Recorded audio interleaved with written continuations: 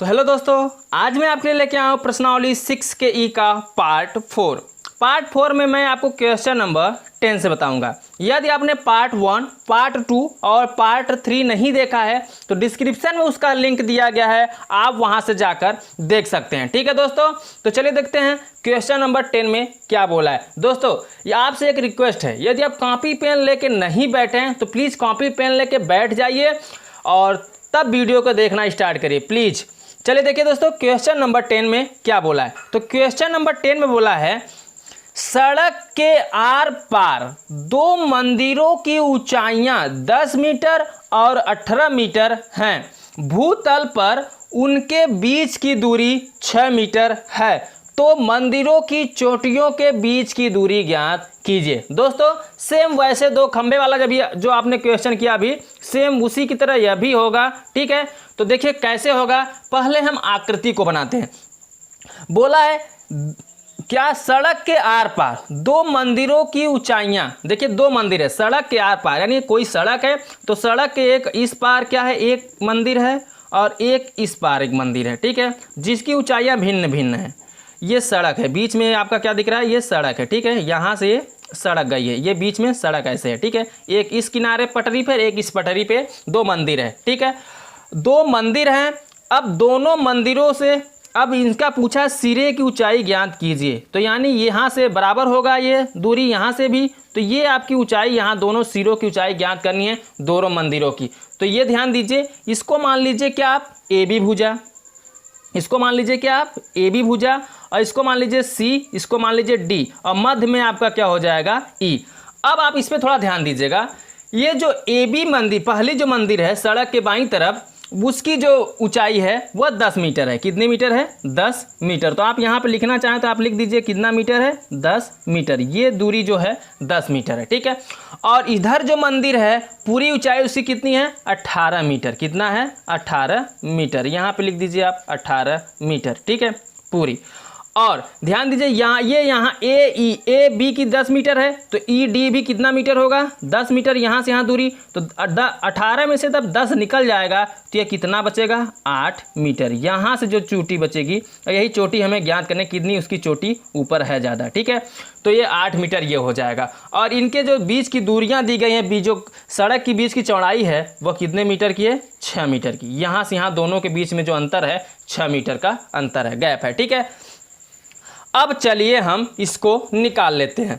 अब कैसे हल करना है तो बने रहिए मेरे साथ। पहले ध्यान दीजिए इसमें क्या क्या दिया है, जो जो दिया रहा करे उसको पहले आप लिख लिया करिए। ठीक है, तो देखिए जो इसमें ये देखिए कितना है, बी डी 6 मीटर है, तो ये भी कितने मीटर का होगा, 6 मीटर का ही होगा, क्योंकि दोनों आपस में बराबर है। ठीक है, तो यहाँ लिख सकते हैं ए ई बराबर बी डी, ए ई बराबर बी डी। क्वेश्चन को हल करते समय दोस्तों इसको लिखना मत भूलिए, लिख दिया करिए। ठीक है, ये कितना हो जाएगा, 6 मीटर। अब आगे ध्यान दीजिए, ए ई बराबर बी डी बराबर कितना निकला, 6 मीटर। और ए बी जो है ई डी के बराबर है, तो यहाँ लिख सकते हैं ए बी जो है वो ई डी के बराबर है, और ई कितने मीटर का है, ये 10 मीटर। ठीक है, ये कितने मीटर का हो गया, 10 मीटर। और ई सी आपका कितना है, ई सी जो है वो 8 मीटर का है। ठीक है, ईसी कितने मीटर का है, 8 मीटर। आपको ज्ञात का क्या करना है, एसी। तो एसी चलिए दोस्तों हम निकाल लेते हैं। कैसे निकालेंगे, पाइथागोरस प्रमेय से। तो यहां लिखिए दोस्तों पाइथागोरस प्रमेय से, पाइथागोरस प्रमेय से। चलिए ध्यान दीजिए, अब इसको हम किससे हल करेंगे, पाइथागोरस प्रमेय से हल करेंगे। तो पाइथागोरस प्रमेय से जब इसको हल करेंगे तो आपको फार्मूला दोस्तों पता ही है। फार्मूला क्या होगा, कर्ण का स्क्वायर यानी AC का स्क्वायर। तो क्या करेंगे, AC का स्क्वायर बराबर लंब का स्क्वायर, लंब क्या आपका EC, तो EC का स्क्वायर प्लस आधार क्या होगा, AE का स्क्वायर। तो यहाँ लिखिए AE का स्क्वायर। ठीक है, इतना कंफर्म। अब जो जो मान दिया है उसको लिख लीजिए। तो AC तो निकालना है, तो AC का स्क्वायर आपको ऐसे ही रहने देना है। EC, तो EC जो दिया है 8 दिया है, तो 8 का वर्ग कर देना है, प्लस AE, तो A और E, AE दिया है कितना, 6, तो 6 का क्या कर देना, आपको वर्ग कर देना है। चलिए AC का वर्ग आपको AC निकालना है, 8 का वर्ग 8 है 64 और 6 का वर्ग 6 के 36 और 64 36 100 हो जाएगा। तो AC के स्क्वायर बराबर कितना आ जाएगा 100। अब हमें इसको AC स्क्वायर नहीं निकालना, हमें निकालना क्या है AC। तो इसमें से स्क्वायर हम हटा देंगे तो AC बराबर कितना आ जाएगा रूट में 100। और जब 100 का वर्गमूल आप निकालेंगे तो कितना आ जाएगा 10। ठीक है, तो AC बराबर 10 मीटर आ जाएगा। और यही आपको निकालना था, AC निकालना था, यही आपका क्या हो जाएगा आंसर हो जाएगा। ठीक है, यानी जो इस तरफ का मंदिर है और इस तरफ के मंदिर के चोटियों के बीच की जो दूरियां हैं वो कितने मीटर की है 10 मीटर की है। ठीक है, कितने मीटर की हो गया दोस्तों 10 मीटर का हो गया। समझ में आ गया। तो चलिए दोस्तों अब हम नेक्स्ट क्वेश्चन की तरफ चलते हैं। Question number 11।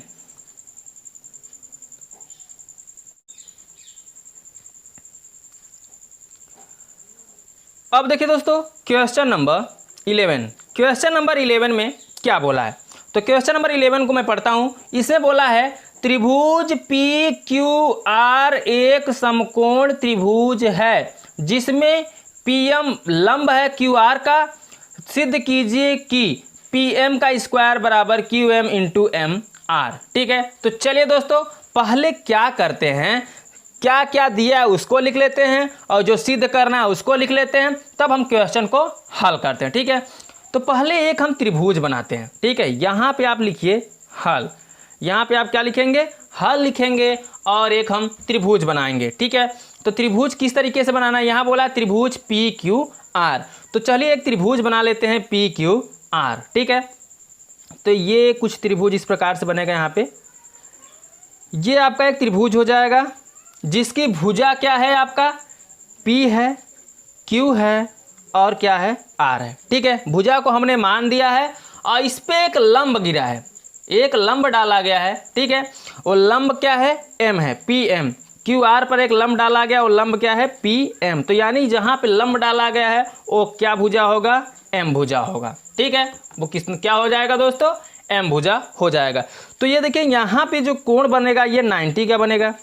ठीक है, और यहाँ ये कोण 1 ये कोण 2 मान लेते हैं, ये कोण 1 हो जाएगा, ये कोण 2 हो जाएगा, ये कोण 3 हो जाएगा और ये कोण क्या हो जाएगा 4 हो जाएगा। कुछ इस तरीके से आप मान लीजिए। ठीक है, अब हम क्वेश्चन को क्या करेंगे हल करेंगे। तो सबसे पहले इसमें देखिए दिया क्या क्या है उसको आप लिख लीजिए। तो चलिए यहाँ पे लिखते हैं दिया है, क्या क्या दिया है उसे फोकस करते हैं। तो इसमें आपको दिया है ये एक समकोण त्रिभुज है। ध्यान दीजिए जो त्रिभुज PQR है ये कितना क्या है एक समकोण त्रिभुज है। ठीक, और आपको क्या करना है, इसमें जो कोण P है वो कितने का है 90 डिग्री का है। कितने का है 90। तो ये समकोण त्रिभुज होने की वजह से कोण P कितना निकलेगा 90 डिग्री। ठीक है, आप लिखना चाहें लिख दीजिएगा कोण त्रिभुज PQR में जो है ये समकोण त्रिभुज है और कोण P जो है वह है समकोण 90 हो जाएगा समकोण होने की वजह से। और जो ये PM है, PM भुजा है वो लंब है किस पर है QR पर। तो यहाँ पे ये भी दिया है, इसको भी आप क्या करिए लिख लीजिए। अब इसमें से एक हमें अब सिद्ध क्या करना है उसको भी, चलिए पहले इसको भी ले लेते हैं क्या सिद्ध करना है। तो चलिए यहाँ लिखिए दोस्तों सिद्ध करना है, सिद्ध करना है, क्या सिद्ध करना है उस पर फोकस करते हैं। तो इसमें आपको सिद्ध क्या करना है हम उसको भी लिख देते हैं। जो इसमें आपको सिद्ध करना है वो करना है PM का स्क्वायर। ठीक है, बराबर QM इंटू MR। ठीक है, MR ये आपको प्रूव्ड करना है इस क्वेश्चन में। तो चलिए दोस्तों यहाँ से एक हम उपपत्ति निकालते हैं। ठीक है, एक उपपत्ति निकालेंगे तभी क्वेश्चन हल हो पाएगा। तो यहाँ लिखिए उपपत्ति। देखिए उपपत्ति जब निकालेंगे यहाँ से तो क्या होगा, उपपत्ति निकालते समय आप देखिए इसमें दो त्रिभुज बन रहे हैं। पहला त्रिभुज क्या बन रहा है उस पर फोकस करिए। जो पहला त्रिभुज है वो क्या है दोस्तों MP और क्या बनेगा Q। अब हम P को बीच में क्यों ले रहे हैं क्योंकि ये 90 डिग्री है। ध्यान दीजिएगा ये जो P कोण बनेगा यहाँ पे 90 का बनेगा। तो जो P को लेना वो मध्य में लेना। तो हम यहाँ M से स्टार्ट करते हैं तो लिखेंगे त्रिभुज क्या MPQ, MPQ। ठीक है, MPQ। और किस त्रिभुज से चलेंगे और दूसरा त्रिभुज क्या बनेगा, ध्यान दीजिए P यहाँ पे क्या है दोस्तों PQ और क्या पूरा त्रिभुज लेंगे PQR से। तो यहाँ लिख दीजिए त्रिभुज PQR में। ठीक, यहाँ ऐसे लिख दीजिए। अब चलिए अब क्या करना है, देखिए इसमें जो कोण 1 और 2 का योग निकाल लीजिए। तो कोण 1 प्लस कोण 2 जो बराबर होगा वो कोण 3 और कोण 4 के योग के बराबर होगा। तो यहाँ लिख दीजिए कोण 3 और प्लस कोण जो 4 हैं ये कितने डिग्री के बराबर होंगे, 90 डिग्री के बराबर होंगे। ठीक है, कंफर्म हो गए।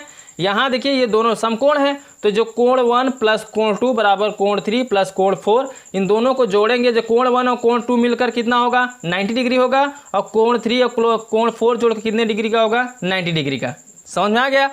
अब आपको क्या करना है, अब इसी प्रकार से हम ये भी लिख सकते हैं, जैसे हम लिख सकते हैं कि कोण 1 जो है वो कोण 4 के क्या होगा, बराबर होगा, और इसी प्रकार जो कोण 2 होगा वो कोण 3 के क्या होगा, बराबर होगा, लिख सकते हैं।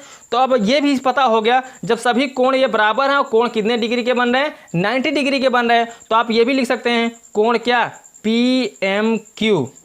कोण जो बनेगा PMQ बनेगा वो किसके बराबर होगा, कोण PMR के, और ये दोनों कोण कितने के बनेंगे, 90 डिग्री के बनेंगे। तो इसको भी कर देना है।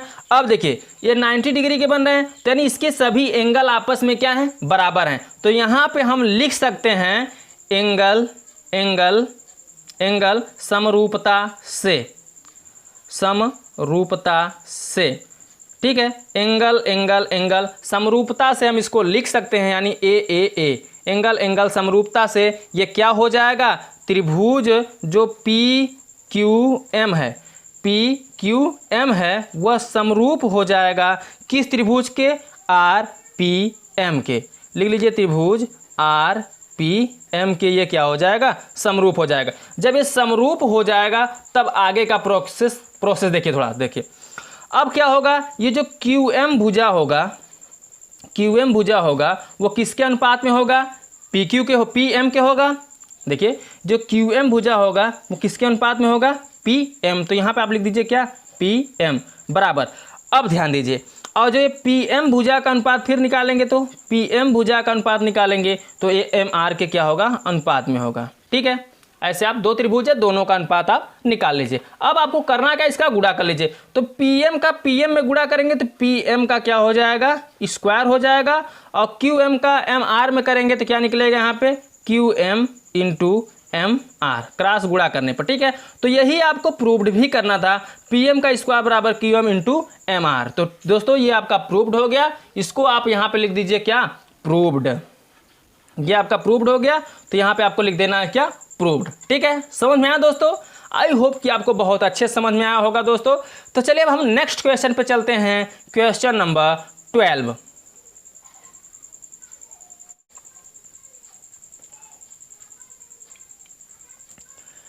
अब देखिए दोस्तों क्वेश्चन नंबर 12 में क्या बोला है, चलिए एक बार मैं पढ़ता हूँ।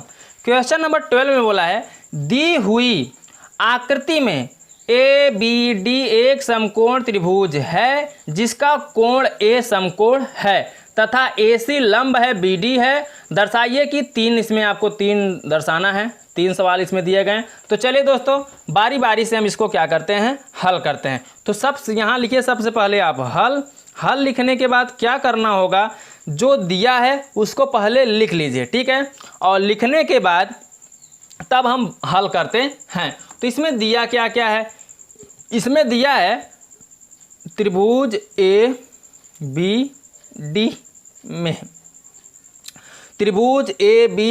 में, तो ये जो त्रिभुज ABD में हम हल करेंगे तो ये जो कोण BAD आएगा वो कितने का आएगा, 90 अंश का आएगा। अभी हम दोस्तों चित्र बना दे रहे हैं, और AC क्या है, लंब है, किस पे है, BD पर। ठीक है, तो चलिए अब हम इसलिए हम यहाँ पे ये भी लिख सकते हैं, इसलिए हम ये भी लिख सकते हैं कि त्रिभुज जो होगा क्या, ABC वह समरूप होगा त्रिभुज किसके, DBA के। ये भी समरूप होगा त्रिभुज किसके, यहाँ क्या निकला, DBA, और यहाँ ये DBA जो होगा, फिर लिखिए BDA, फिर ये समरूप होगा किसके होगा, त्रिभुज ए बी सी ये भी समरूप होगा त्रिभुज डी ए सी।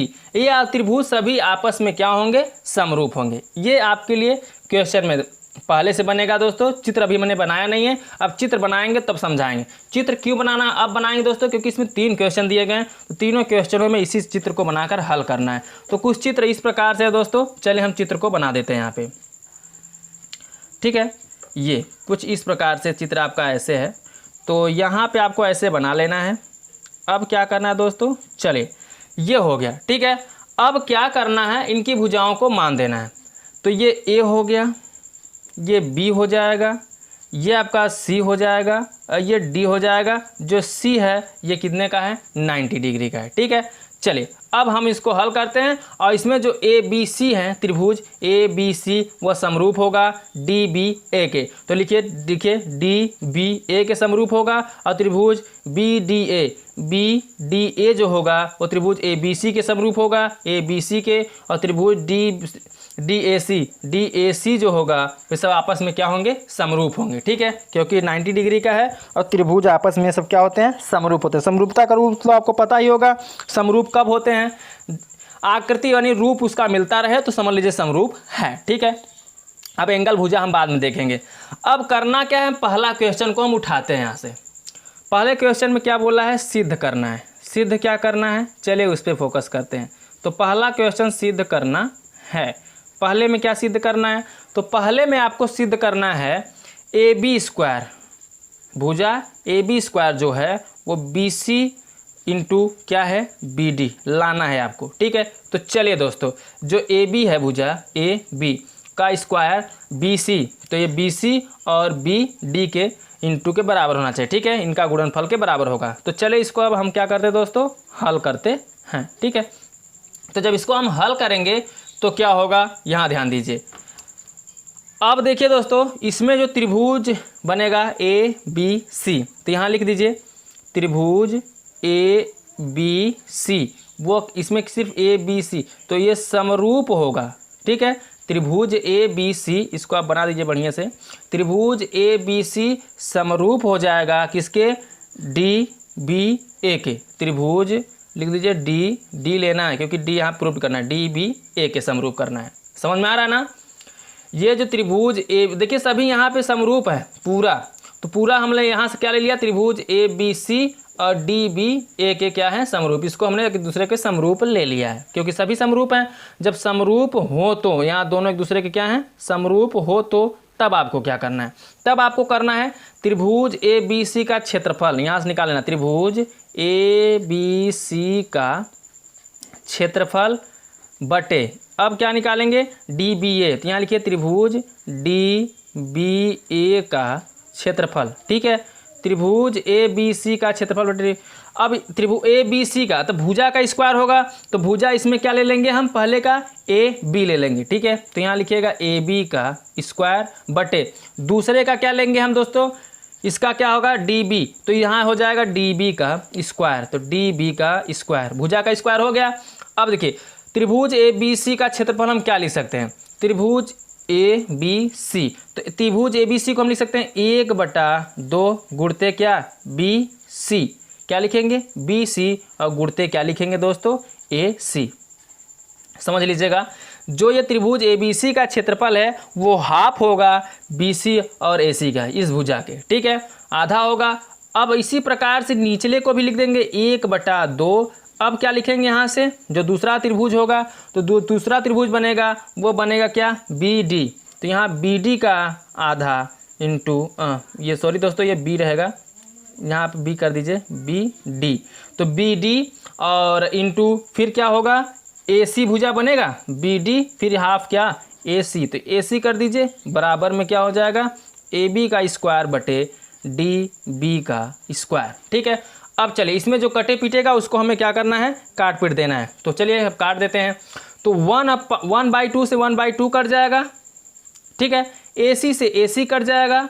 अब बचा क्या है उसको लिख लीजिए, तो बचा है आपका बी सी अपान बी डी बराबर, इधर क्या बचा है, ए बी का स्क्वायर बटे डी बी का स्क्वायर, ठीक है, ये डी बी का। अब बी डी कहे चाहे डी बी कहिए, ठीक है, बात एक ही हुआ। तो यहाँ देखिए डी बी से डी बी एक कट जाएगा, यहाँ डी बी से डी बी एक कट जाएगा, तो एक डी बी यहाँ पे बचेगा, ठीक है, एक डी बी यहाँ पे बचेगा, या तो एक बी डी कह लीजिए, ठीक है, एक बी डी बचेगा। तो अब ध्यान दीजिए, हाँ यहाँ एक बचा, बी डी से बी डी एक का बी डी से काटेगा, ए बी डी बचेगा।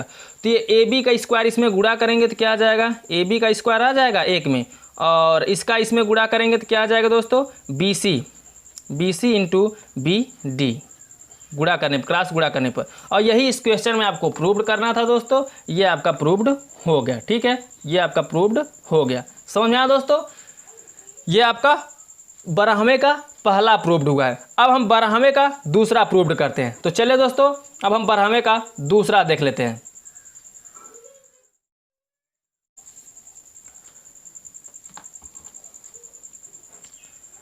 अब देखिए दोस्तों, बारहवें का दूसरा, बारहवें के दूसरे में क्या सिद्ध करना है, तो यहाँ लिखिए सिद्ध करना है, सिद्ध करना है। क्या सिद्ध करना है उसको भी मैं यहाँ पे लिख देता हूँ। तो इसमें आपको सिद्ध करना है भुजा ए सी का स्क्वायर वो B C into D C के क्या होगा, बराबर होगा, ठीक है। तो पहले दोस्तों इसको हम हल में लिखेंगे, हल लिखने से पहले जो आकृति है उसको इसमें भी बनाना पड़ेगा, ठीक है, क्योंकि ये जो आकृति है वो तीनों सवालों के लिए सेम है। तो चलिए दोस्तों, यहाँ भी मैं आकृति को बना देता हूँ। आकृति कुछ इस प्रकार से है, यहाँ से आकृति हम बनाते हैं। आकृति बनाने के बाद इसकी भुजाओं को हम मान देते हैं। तो इसकी जो भुजा है ये क्या है, ए है, ये बी है, ये सी है, और ये क्या है, डी है, ठीक है। अब चलिए क्वेश्चन को, सॉरी दोस्तों, ये सी है, ये सी है क्योंकि समकोण है, और ये डी है। चलिए अब क्या करना है, क्वेश्चन को हल करते हैं। तो यहाँ पे लिखिए हल, हल लिखने के बाद अब हम त्रिभुज को लेके चलते हैं। तो त्रिभुज क्या लेंगे, ए बी सी। तो यहाँ लिखिए त्रिभुज ए बी सी। क्यों लेंगे, क्योंकि ए सी और बी सी डी की बात किया है, तो वही सेम रहेगा, यहाँ समरूप हो जाएगा ए बी सी त्रिभुज किसके, डी ए सी के, ठीक है। तो यहाँ लिखिए हो। तो अब इसको ऐसे करके हल करिए। तो फिर भी इसमें भी वही क्षेत्रफल निकालेंगे। तो क्या लिखेंगे, यहाँ पे लिखेंगे त्रिभुज ए बी सी का क्षेत्रफल बटे त्रिभुज क्या, डी ए सी का क्षेत्रफल। तो लिखिए डी ए सी का क्षेत्रफल बराबर भुजा का स्क्वायर। तो भुजा क्या हो जाएगा, इधर ए सी ले लेंगे, इसका ए सी का स्क्वायर, और नीचे क्या हो जाएगा, डी सी का स्क्वायर। दूसरे का भुजा क्या हो जाएगा, डी सी का स्क्वायर। जब इसको ए बी सी का क्षेत्रफल निकालेंगे तो इसमें भी यहाँ लिखेंगे 1/2 गुणते फिर क्या लिखेंगे, बी सी, ठीक है। यहाँ लिखना है क्या आपको, बी सी इंटू फिर क्या लिखना है आपको, ए सी। ए सी सभी के साथ रहे क्योंकि इसका लंब है, ठीक है। तो ए सी अपान 1/2 यहाँ लिखना है। फिर क्या करेंगे, अब बी सी था या इसका भुजा यहाँ से, तब ये पूरा क्या हो जाएगा, डी सी। अब यहाँ से यहाँ तक निकालेंगे दूसरा कोण से, तो दूसरा कोण से निकलेगा डी सी, और नीचे क्या रहेगा, ए सी। ये भुजा उसका तो लंब ही है, बराबर क्या हो जाएगा, ए सी का स्क्वायर बटे क्या, डी सी का स्क्वायर। चलिए 1/2 से 1/2 कट जाएगा, ए सी से ए सी कट जाएगा, जो बचा उसको लिख लीजिए। बचा क्या यहाँ पे, बी सी अपान डी सी बराबर ए सी स्क्वायर अपान डी सी का स्क्वायर, ठीक है। अब ध्यान दीजिए, यहाँ एक डी सी है, डी सी एक का डी सी, डी सी से डी सी एक कट जाएगा, एक बचेगा।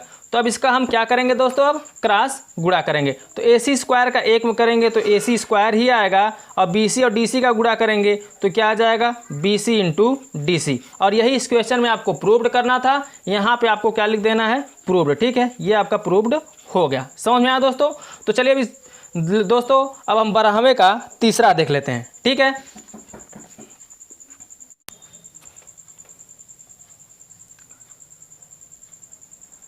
अब देखिए दोस्तों 12वें का तीसरा, 12वें के तीसरे में क्या प्रूव करना है उसको लिख लीजिए, सिद्ध करना है। यहाँ आप लिखिए सिद्ध करना है। क्या करना है उसको मैं लिख लेता हूँ, सिद्ध करना है। तो इसमें आपको सिद्ध क्या करना है, इसमें आपको सिद्ध करना है ए डी का स्क्वायर, यानी भुजा ए डी का स्क्वायर जो है वो बी डी इंटू किसके बराबर होगा, सी डी के, ठीक है। तो चलिए दोस्तों सबसे पहले क्या करते हैं, हम आकृति को बना लेते हैं। तो आकृति सेम वही रहेगा दोस्तों जो सभी में आया है, करते चले आए हैं, वही आकृति रहेगा। चलिए ये आकृति कुछ इस प्रकार से है दोस्तों, ठीक है। आकृति को आप बना लीजिए, ये आकृति है। अब इसमें से ऐसे आपको बना देना है। भुजाओं को लिख देना है। भुजाएं इसकी क्या हैं, ये क्या है, ए है, ये बी है, ये सी है, ये क्या है, डी है, ठीक है। और जो सी है वो समकोण है, 90 डिग्री का है। तो चलिए दोस्तों, अब हम क्वेश्चन को हल करते हैं। तो यहाँ पे लिखिए सबसे पहले आप हल करते समय समरूप त्रिभुज लेंगे, ठीक है। तो चलिए समरूप त्रिभुज को हम यहाँ से मान लेते हैं। तो क्या लिखेंगे, इसमें क्या बात किया, डी ए बी की बात किया, सी भी, सभी त्रिभुज में। तो क्या करना होगा, इसमें ले लेना है डी ए सी। पहले ले लीजिए त्रिभुज को, त्रिभुज डी ए सी वह समरूप होगा, किसके होगा, डी बी ए के, पूरे के ले लीजिए। तो यहाँ लिखिए त्रिभुज डी बी ए के, ये क्या हो जाएगा, समरूप होगा, ठीक है। अब लिख लीजिए हो तो, तब इसको हम क्या करेंगे, अब हल करेंगे, ठीक है। जब इसके समरूप हो तो अब क्या लिखेंगे, त्रिभुज, अनुपात निकाल लीजिए भुजाओं का, त्रिभुज डी ए सी का क्षेत्रफल, ठीक है, बटे, अब क्या लिखेंगे, त्रिभुज डी बी ए का क्षेत्रफल बराबर भुजा का स्क्वायर। तो भुजा क्या होगा, इधर जो पहले का निकलेगा और डी ए का स्क्वायर निकलेगा, ठीक है। और दूसरे का क्या लेना है, इधर बी डी, यहाँ डी बी है तो आप बी डी लिख दीजिए। तो लिखिए डी बी का स्क्वायर, ठीक है। चलिए अब इसको हम क्या करेंगे, बटे में करेंगे। तो क्या हो जाएगा, 1/2, फिर क्या निकलेगा, सी डी, दूसरी भुजा क्या होगा यहाँ पे, सी डी इंटू फिर ए सी हो जाएगा, ठीक है, पूरी भुजा। और बटे में करेंगे इसको, ध्यान दीजिए, ये बटा हो जाएगा, बटे में फिर 1/2 इंटू क्या हो जाएगा, डी बी भुजा, डी बी पूरी भुजा और इंटू क्या, ए सी, ये लंब, बराबर में क्या होगा, डी ए का स्क्वायर अपान डी बी का स्क्वायर। 1/2 से 1/2 कट जाएगा, ए सी से ए सी कट जाएगा, जो बचेगा उसको लिख लीजिए। बचा क्या, सी डी अपान डी बी बराबर डी ए का स्क्वायर अपान डी बी का स्क्वायर। अब डी बी से कट जाएगा, एक डी बी यहाँ बचेगा, ठीक है, डी बी से डी बी कटेगा, एक डी बी यहाँ पे बच जाएगा। तो यहाँ बचेगा क्या आपका, डी बी, ठीक है। अब चलिए इसका हम क्रॉस गुणा करते हैं। तो डी ए का स्क्वायर का एक में करेंगे तो क्या आएगा, डी ए स्क्वायर बराबर इसका सी डी में करेंगे तो क्या आ जाएगा, यहाँ पे बी डी लिख दीजिए, इंटू प्रूव्ड जो करना था उसको बना दीजिए सी डी। तो गुणा करने पे ही आपका आ जाए, क्रॉस गुणा करेंगे और ये आपका दोस्तों प्रूव्ड हो गया। तो यहाँ पे आप लिख दीजिए प्रूव्ड, ये आपका प्रूव्ड करना था और प्रूव्ड आपका हो गया, ठीक है दोस्तों। तो दोस्तों इस वीडियो में बस इतना ही। अब हम आपसे मिलेंगे अगले वीडियो में शेष बचे हुए सवालों के साथ। तब तक के लिए बाय बाय, जय हिंद, जय भारत।